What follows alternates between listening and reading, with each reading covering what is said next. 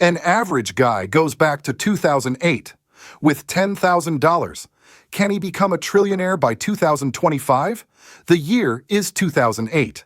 The global financial system is collapsing. Banks are failing. Markets are crashing. Fear is everywhere. And somewhere in the middle of this chaos, an average guy suddenly wakes up, 13 years in the past. He's not a genius. He's not a hedge fund manager. He's just an ordinary person. But he has two advantages: perfect knowledge of the future $10,000 in starting capital. The question is simple, but extreme. Can he turn $10,000 into $1 trillion by 2025? First, what does a trillion really mean? $1 trillion is not just a lot of money. It's more than the GDP of most countries. It's more than the net worth of nearly every human in history. Even in 2025, only a handful of corporations are worth more than $1 trillion. To reach that number, our time traveler would need returns so large that they reshape markets themselves. This isn't just about picking the right stocks, it's about scale. Phase 1. Surviving 2008. The first advantage is obvious.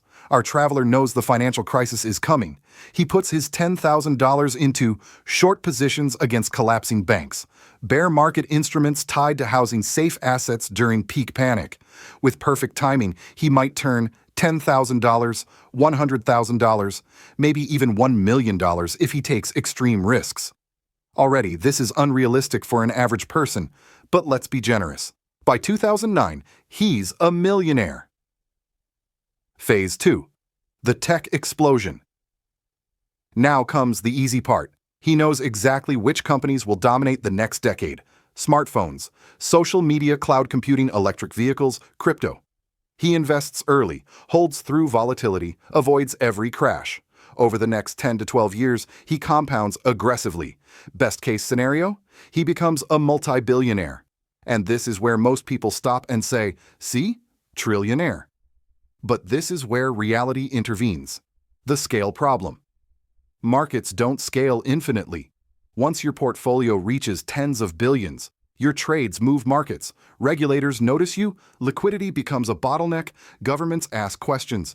You can't quietly turn $50 billion into $1 trillion without owning massive portions of global markets, triggering antitrust actions, becoming a geopolitical actor. At this level, returns collapse because the market reacts to you. What about crypto? This is the most common argument. What if he buys Bitcoin early? Yes, he could buy massive amounts early. But here's the problem. Buying too much too early drives price up. Selling later crashes the market. Exchanges don't have the liquidity. Governments intervene once holdings become systemically dangerous. You don't extract $1 trillion from crypto quietly. At best, he becomes extraordinarily wealthy, not untouchably wealthy. Could he found companies instead? What if he creates companies before competitors exist, rebuilds future tech early, becomes the founder of multiple trillion-dollar firms? Now we hit another wall. Being early doesn't mean being successful. Founding and scaling trillion-dollar companies requires talent, infrastructure, timing, political navigation, thousands of people. Future knowledge helps, but it doesn't replace execution. An average person still fails more often than not.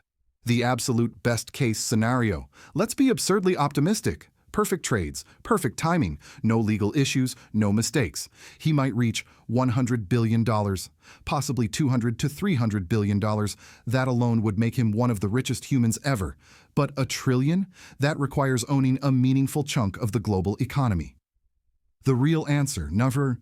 An average guy cannot realistically become a trillionaire by 2025 with $10,000, even with perfect future knowledge. Not because he isn't smart enough, but because markets resist extreme concentration, wealth attracts regulation, liquidity has limits, power invites opposition. At some point, money stops compounding freely. The bigger insight: time travel doesn't just give you advantage, it gives you friction.